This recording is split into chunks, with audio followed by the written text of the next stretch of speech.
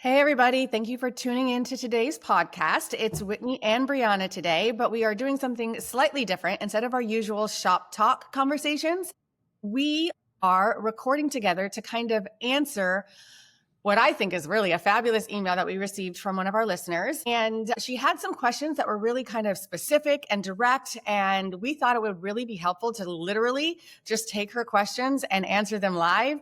And honestly, it makes for a really easy kind of podcast topic for both of our brains to not have to kind of think of what you want to hear and what you're interested in learning from us. Ask us directly. This is amazing. I love this. Yeah. Makes it so much easier. I mean, honestly, I rack my brain to be like, what would be helpful? What do they want to know? What would be interesting to hear from us? And then now when something just pops up in my inbox that says, here's exactly what I would like to know. Here's exactly the questions I have for you. I'm like, done and done. I'll sit here and give you my opinion on this all day long. So Callie, thank you so much for your email. We really, really appreciate it. And it was a great kind of set of questions for us to answer and talk about. And I will say that as soon as so it's Callie Bailey. So shout out to Callie. Thank you for emailing us. And as soon as I saw the questions that she had for us, I was like, ooh, I want to talk to Brianna about this because I think that your answers might be slightly different than mine in a good way. And so Brianna and I have not talked about this. Yeah. In advance of the podcast. We have not scripted our answers at all. We've both looked at the same email and that's about all we've got. Yeah. To go forward on, which is good, I think. It is really good. So it's an ask us anything, but I think the beauty of having two different people give opinions and kind of perspective is that there's no one way to Rome, one road to Rome. You know, I like my metaphors. And so we all kind of have our different approach. But in terms of Callie's email, just to kind of set the tone of where she was coming from, she listens to the podcast. She admires how we approach travel marketing with clarity, restraint, and depth. Thank you so much. And believes that our work consistently attracts thinking, discerning clients who value discernment, guidance, and design over deals. And so this is the direction that she's intentionally moving toward with her business. And I feel like her questions reflect kind of like the opportunity to ask us how we got to where we did in that regard. What part of it was just chance, but what part of it was actually kind of intentional planning and marketing on our end to attract the clients we do and to kind of build the type of businesses that we have. Would you agree?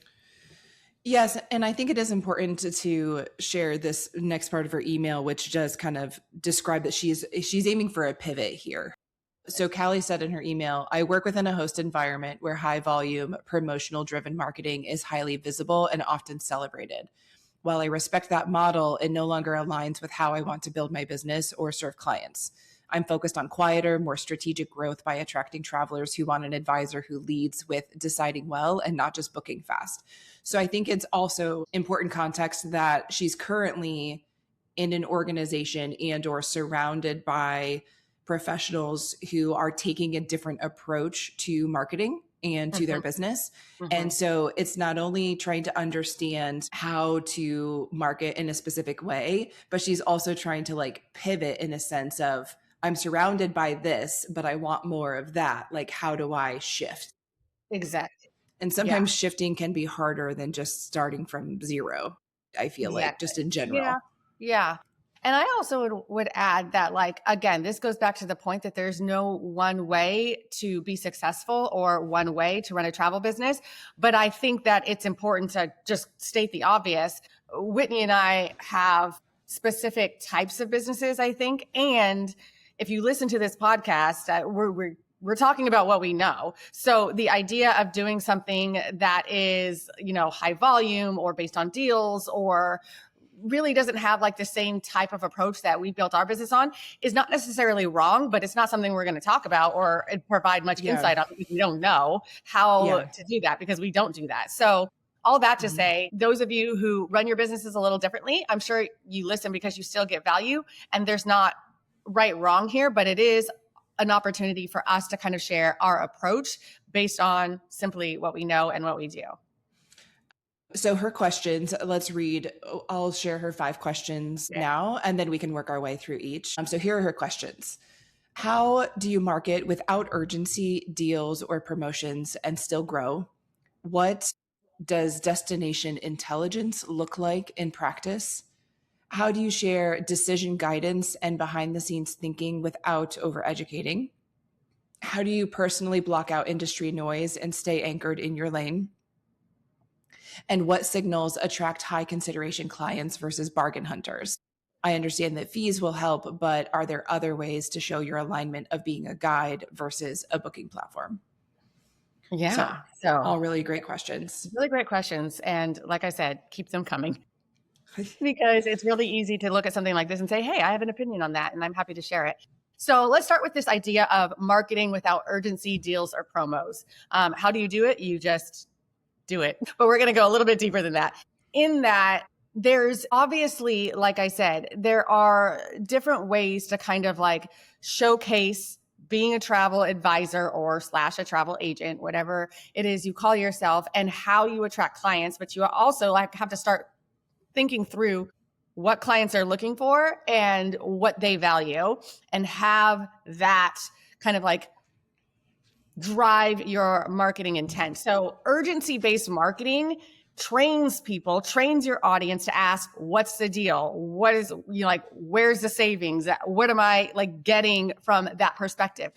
If it's all about urgency, like the book now, that this is the sale this week, or like if this is all you're putting out, you are training people to expect that from you, and also training them that this is your value and what you bring to the table to legitimately show them the deals, I would say. So when you shift your marketing and grow in that way, yes, the urgency isn't there, meaning like people aren't thinking through like, oh my gosh, I need to jump on this. This is the deal of the week. This is the Black Friday special. This is a Cyber Monday thing that I need to grab. You're training them though to ask a different question and see you in a different light. So instead of like, what's the deal? It's like, is this person, this advisor, the right person to guide me and create the experience that I'm looking for? I feel like that's kind of like the first differentiator when I thought of that question in terms of like what the shift is in how you market. How did you read the question? Well, I think that when we talk about marketing, my first question is always, well, like, what are we trying to sell? If we're trying to sell the actual product, like a cruise, a hotel, a tour, then we're selling a product. And that's where deals and promotions come in, because we're offering a promotion or a deal on the cost of the product. You won't ever really see talk about urgency and deals and promotions with Brianna and I, because we're never talking about selling a product. We're selling us. We're selling our service. We're selling our expertise. We're selling access to us. And so I think that the first kind of perspective that is important to consider when you're starting a business or when you're building a business or whatever is, am I building a business that markets products, or am I building a business that markets my services? Mm-hmm. Mm-hmm. That is kind of one of those first kind of fundamental foundational decisions I think that every business owner has to make. And if you're in a world of selling products, like an actual material thing, it could be a car, it could be a couch, it could be anything, right? It doesn't have to be related to travel. In general, lends itself to more of that urgency, Black Friday promotions. Like, the only types of products that aren't leaning into that promotional type of world are luxury products like Apple. Like, Apple doesn't run deals. Mm-hmm. Apple doesn't go on sale. Apple is Apple. And so you're either a luxury product that never runs deals or sales, or you are a product and you are now in that commodity world of promos, or you are way over on the other side of the lane and you're selling a service. And if we're selling a service, you don't see deals and promotions for the services of a financial advisor or a hairstylist or an interior designer. So I think that fundamentally it's not, do I market with promotions or not? It's, are you marketing a product or a service? Yeah. And I think that the way that this gets a little trippy, especially when you're newer in business, is that the confidence isn't yet there to really believe that like you as the product, so to speak, is the most valuable thing.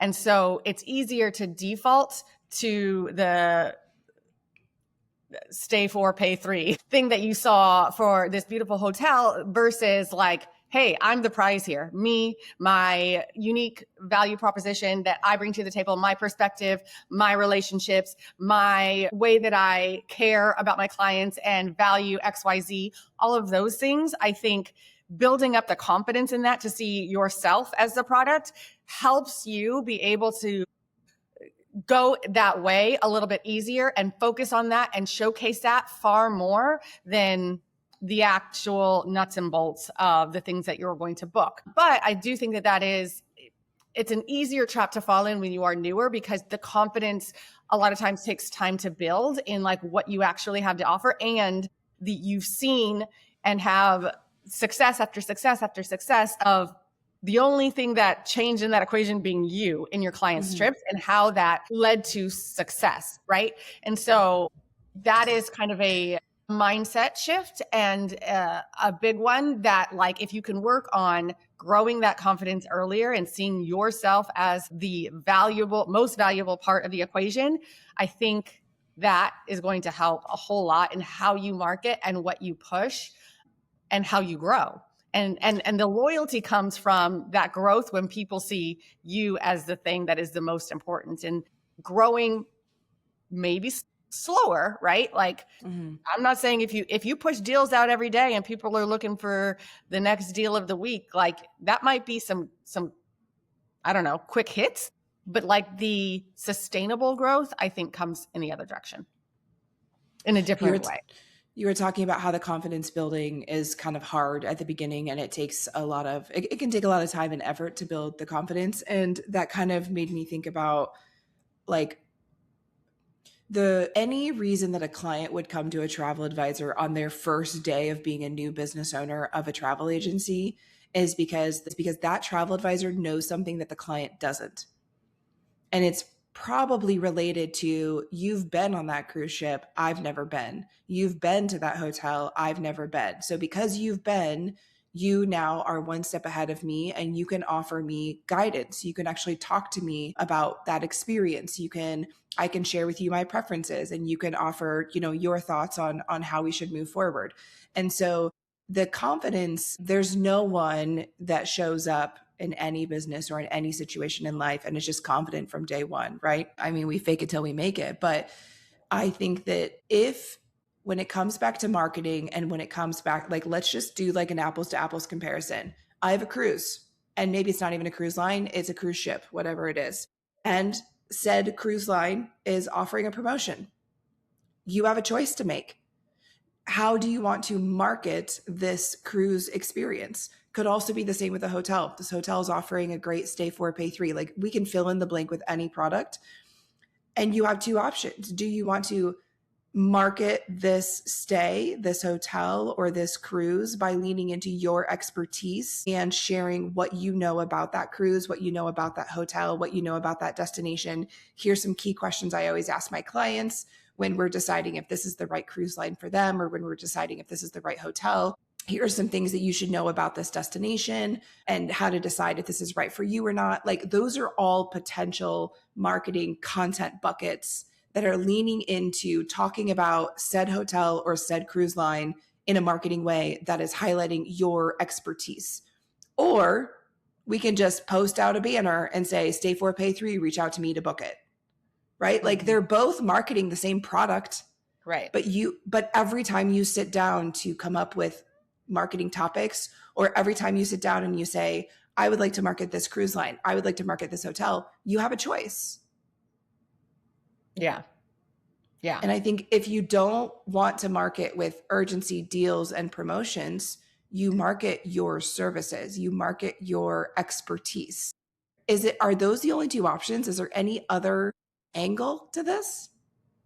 How to market without urgency, deals, and promos and still grow.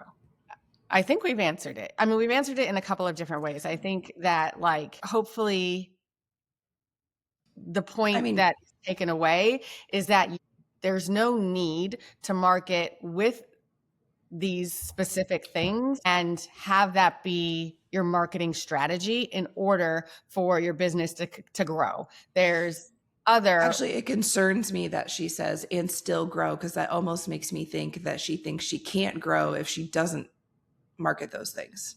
Right. But we're here to show her. I've never in my life posted a deal or a promotion. No, not for Black Friday, not for never. Even if I see it, I'm like, that's good to put in the back of my head if it is applicable to a trip that I'm planning and they're going to stay there anyway. Do you know what I mean? Like, no. The hard truth of this is that when someone says, how do I market without these things and still grow? That tells me that her audience might currently be people who are looking for promos and deals. And if you want to market without promos and deals, that might also involve finding a different audience. Yep.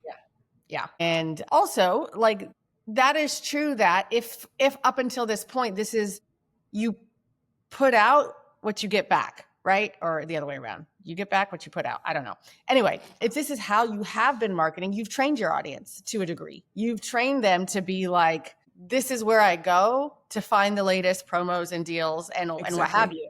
And so it's the same thing. Like, you don't follow Travelzoo or Groupon or something because you're looking for, a relationship with somebody you trust. You follow them, and nothing against Travelzoo, but like, you follow them because you want to know the deals. And so if this is the content you put out, then yeah, like, this is what the audience expects and is looking for. And you've trained them in that way. So you start putting out different things, you will attract different clients and different, potential clients, and they will be looking for something different because you will train them over time to expect something different from you and show a value in something different that goes beyond deals and promos. And that shift will take time. It will take time. Everything takes time. Sorry. Okay. Next question is really interesting. Yeah. What does destination intelligence look like in practice? First of all, I want to know what you think destination intelligence is. I read it as kind of like the idea that when you are selling a destination, when you are guiding people through a trip planning process to wherever it is they're going, like, you have the expertise and the knowledge and the depth of that destination to confidently sell it, to confidently make decisions, to talk about it in a way that promotes like your expertise and why they can trust you. And a lot of times I think people feel like they don't know enough, or they don't know, what if, like, I'm asked this question about this, or what if, like, they want to go here and I've never been there, or what if, like, you know what I mean? Like, all of these questions. That intelligence, I guess, is one way to put it. And for me, I guess it's like, is the expectation for me to know everything? No. I can't know everything.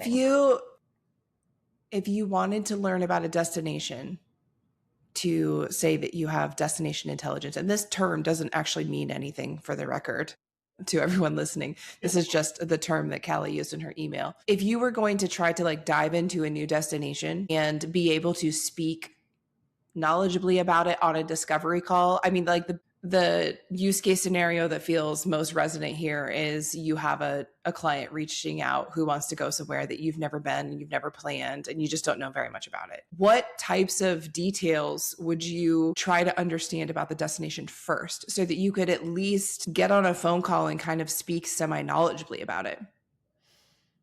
Yeah. So I'm just even thinking about like the last time I had to do this, which wasn't that long ago. Literally, like, mine was like yesterday. Some guys asking about Sweden, and I was like, here we go. I don't know anything. Right. I'm putting together a Balkans road trip that includes North Macedonia, Albania, like, I knew like one of the destinations that is going to be included on this trip. And the other ones, what DMC is doing a Balkans road trip? Calvados Club. Oh, that's cool. Yeah. Really? I was so happy. They like Greece? They are Croatia is how I was. Yes. But then they also do to all of these places. Somewhat. Okay, that's great. Love this for them and for you. I love it for them.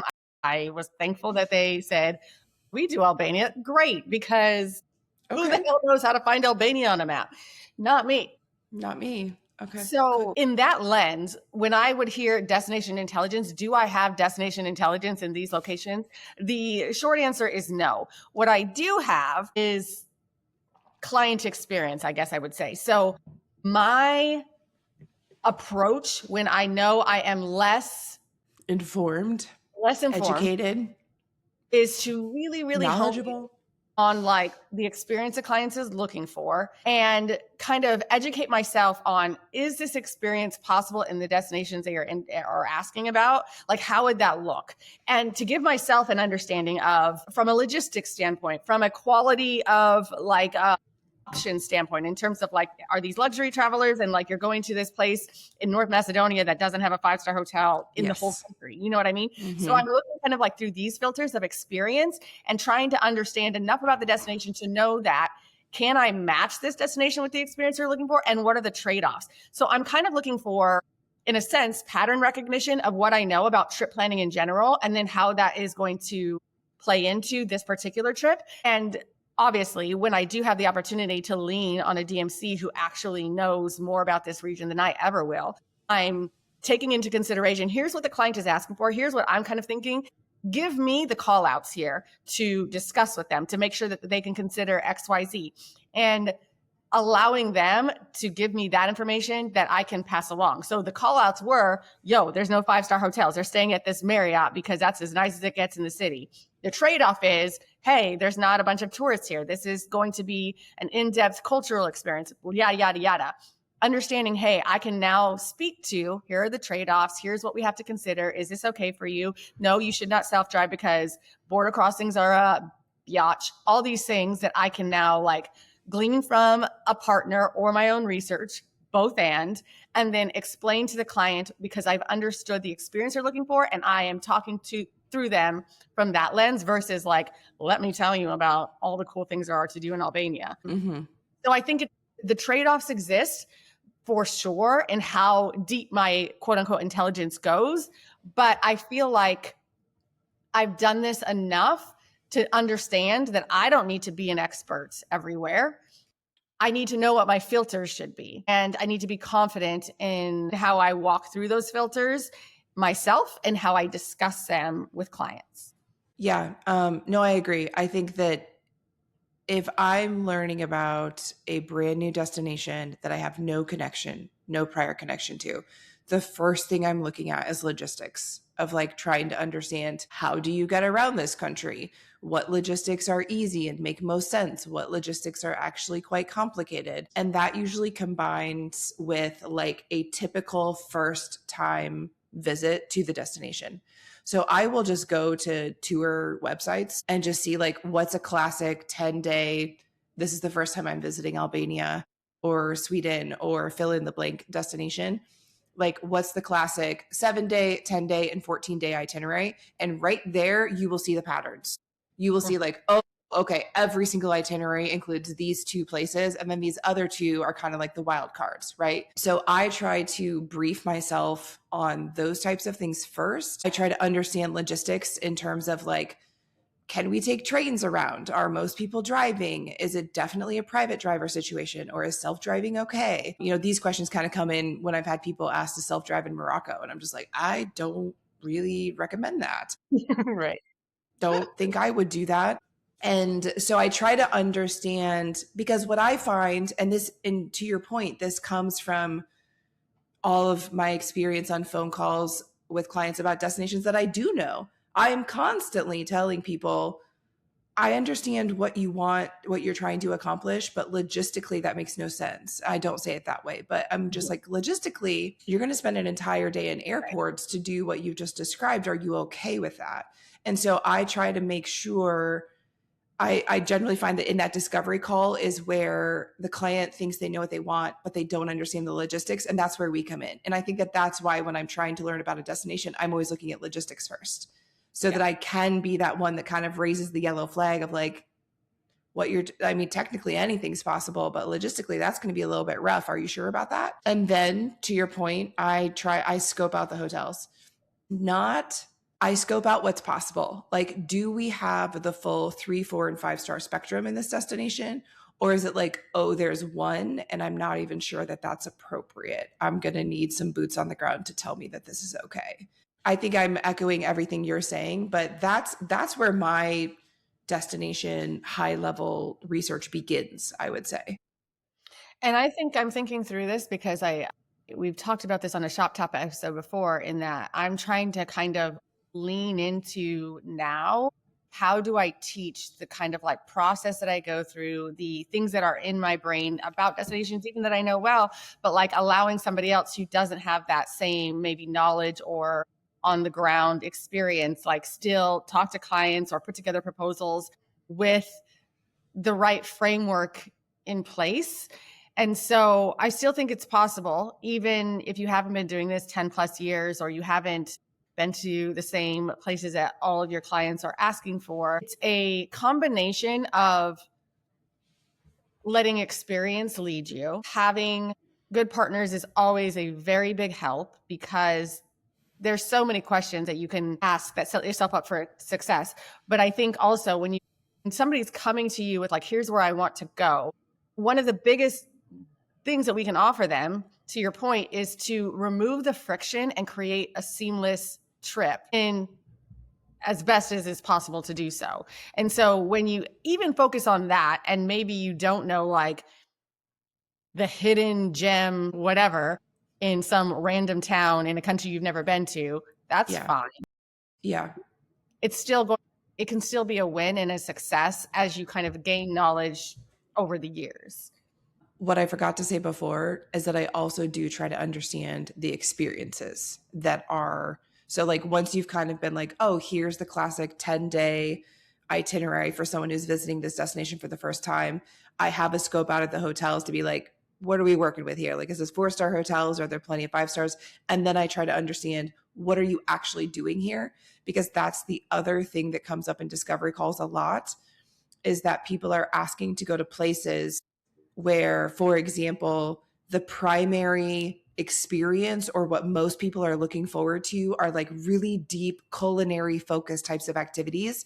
And then the client on the discovery call is like, I'm not a foodie, like I'm not interested. And then I'm like, ooh, we have a mismatch here. Like, if you're not a big foodie, I don't know that it makes sense for you to go here. And this is just an example, but this is where it's logistics, hotel expectations, and experiences that I most often identify like gaps in the discovery call. Mm-hmm. Mm-hmm. And so if I can get ahead of that in this destination that I'm learning about for the first time, that's when I feel like at least marginally prepared Mm-hmm. to like Right. lead a conversation.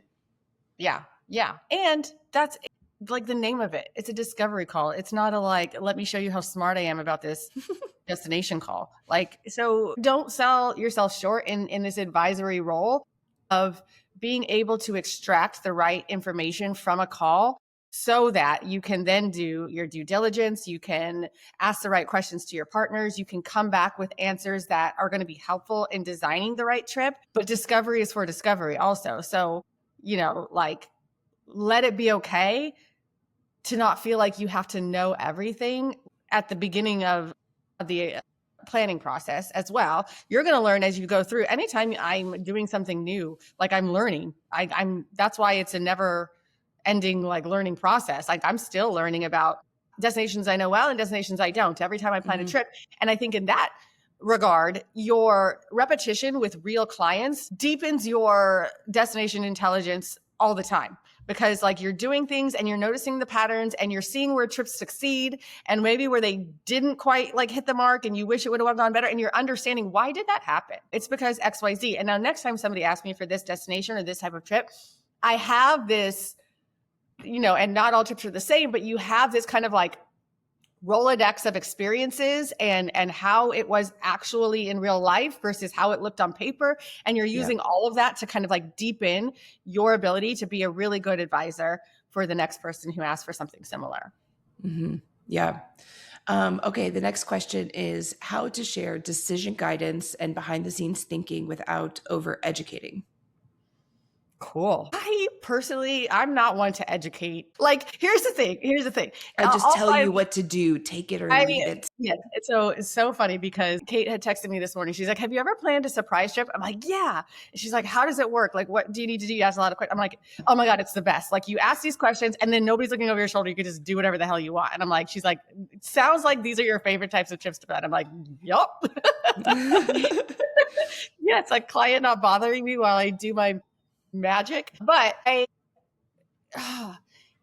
I'm not exactly sure, like, kind of like where she's going with this question, but I think my guess is that, like, do we need to give a lot of options, explain all the possibilities, do all these things? I would venture to say, no, I want to show and make sure people understand how I think and how I plan, but then I want them to be able to trust in that process without saying, here's the 7 different things that you can do in this city. Tell me which one sounds most interesting. I want to understand them well enough to where when I'm proposing a trip outline, it's like, here's how I'd think about this. Here's why I suggested this. Like, I am explaining it from that perspective versus giving them all of the options and all of the like possibilities and putting the onus on them to make the right call. Does that make sense?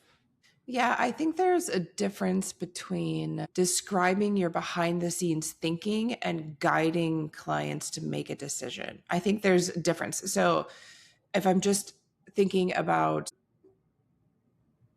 I don't know, I'm trying to think of like a tangible example to bring this down to earth. I don't explain to clients why I try to put, like in Rome, you can do like a Vespa tour or a sidecar tour or a golf cart tour. Like you can do this type of like orientation tour on wheels is basically what I call it. And you can do this in Lisbon, you can do this in Paris, like you can do it everywhere. I always have that be the first experience because it's an orientation experience.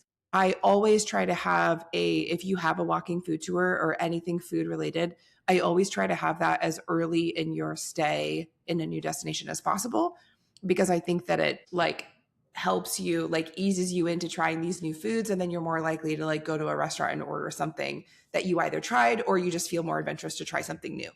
Those types of decisions in my mind are our expert, we do this every day type of decisions.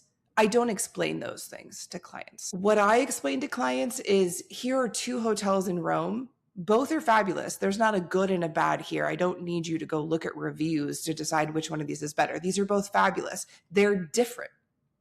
And then I guide them to make the decision of which hotel feels like the best fit for them by highlighting things that I know they care about. Maybe one location is slightly better than the other. Maybe one has a rooftop restaurant or a rooftop bar and the other one doesn't. Maybe one has a nicer gym than the other one. Maybe the room where they'll stay is a little bit bigger than the other one. So whatever details are important to that client, I will say, here are 2 options. If you want to prioritize this, this, and this hotel might be a better fit for you. On the other hand, this one's got the rooftop. This one's got this really fabulous spa. This one's got X, Y, and Z. So I wanted to show you both and I want you to decide. I think there's a difference behind explaining your thought process and your expertise. There's a difference between that and guiding the client to make a decision. Yeah. I don't do the former. I absolutely do the latter. Yeah. I think this is something that both Whitney and I do in our process is like the Loom walkthroughs, or if you have like the time and the space to do actual like calls or Zoom, that is something, obviously, I know there are some advisors who do that for the proposal phase, but I think that this is the opportunity when you're quote unquote like selling the trip back to the client is the painting of the picture, right? Which in my opinion, if we're talking about FIT trips that are complex, that have a lot of moving pieces, that are also bespoke and customized to the client and should be, if this is the type of trips you're building, built on a combination of what you learned about the client, what you know about the destination, about the experience they want, and how all of these fit together, then being able to talk through the flow and what's included and why, and how like everything moves together and all of those things is a really, really important part of the process. And so I think that like in decision guidance, it's more so kind of like, this is not just like again, like as a comparison to like, hey, what's the best trip to Portugal for 10 days? If you ask ChatGPT that and they give you an itinerary, that is very different than the itinerary I'm going to give to the Smiths who told me what's important to them, what their values are, and all of XYZ. And so when I'm explaining the trip that I put together, I'm explaining it through that lens. And I need that lens in order for it to make sense to them of why what's there is there, right? It is not just there because everybody goes to Sintra, everybody does a food tour, everybody, XYZ. It has to be based in like what I know about the clients and the destination and what they asked me for. So I think that's important. I think when someone comes to you as a professional and they hire you to do a thing, I don't think they want to know how the sausage is made. Some advisors will tell me that their clients really geek out on understanding the behind the scenes of our industry, but I think that they are the exception. The vast majority of people are like, I don't really why you put it in this order and because you're thinking about having me closer to the train station here and putting a food tour first, but this is what we do and this is why we are better than someone planning a trip by themselves. I don't think most clients want to know all those things. Clients want guidance of like, well, why we originally talked about 4 nights in Florence, but now you've only included 3. I think a client might want to know that justification or the reason. I would say that the situations that I'm thinking of right now where I actually explain to a client of like, this is why I did this is because something shifted between our discovery call and the proposal. Mm-hmm. It was like, we kind of made like high level decisions in the discovery call, for example. And then as I started researching and as I started looking into things, I made the executive decision that it was better to switch things. So for example, I recently, or last summer, I had clients wanting to combine guerrilla trucking with South Africa. And I thought maybe we have them fly into Rwanda first, because that's kind of a hairy like itinerary. Have them do that first and then fly down to South Africa and then kind of be able to fly home easy from Cape Town. And as I dove into those details, that like logistically was not going to work and the guerrilla permits were not available.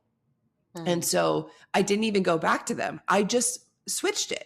I just had them flying into South Africa. Then there was a direct flight up to Rwanda. Then they went guerrilla trekking. They had the permits that they needed and it came together better. That is a situation in which during the proposal video, I walked them through my thought process. I walked them through my decision making, but it wasn't in a way I would have never done that had there not been such a fundamental shift from the discovery call to the proposal. Yeah. And all they had to say was like, oh, that makes sense. Like, thanks so much. Right? Like it wasn't a question. It wasn't, it was more of like, I'm informing you that this is going to work better. Exactly. There is, again, I think I keep coming back to this idea of like confidence in what we do and how we are actually providing so much value that maybe goes unseen or unsaid, but it is still there. And I don't think the necessity is to kind of like spell it all out. I'm not telling clients, hey, you're having a private transfer here because getting in line for a taxi after you've flown for 15 hours is not the right call. But I'm doing it because it is the right call to have a private transfer at the airport. And I don't need to explain that or educate my clients on why like nobody's arriving in any destination and figuring out transportation. It's not what we do, right? It's just part of how we plan because all of the things we know is going into creating experience and making sure that how they feel going through a trip is first and foremost like our priority. And if they come back and they feel taken care of and like, wow, everything was so seamless and wow, like we really felt understood and wow, this was so amazing. Like, then you did it right. And you don't need to explain it. I think you just need to make sure they feel it. How do you personally block out industry noise and stay anchored in your lane? I'm good at this. I'll listen to nobody. When I read this, my first knee-jerk reaction is like, well, do you know what your lane is? Yes. That is. The people I see getting most distracted haven't figured out their lane.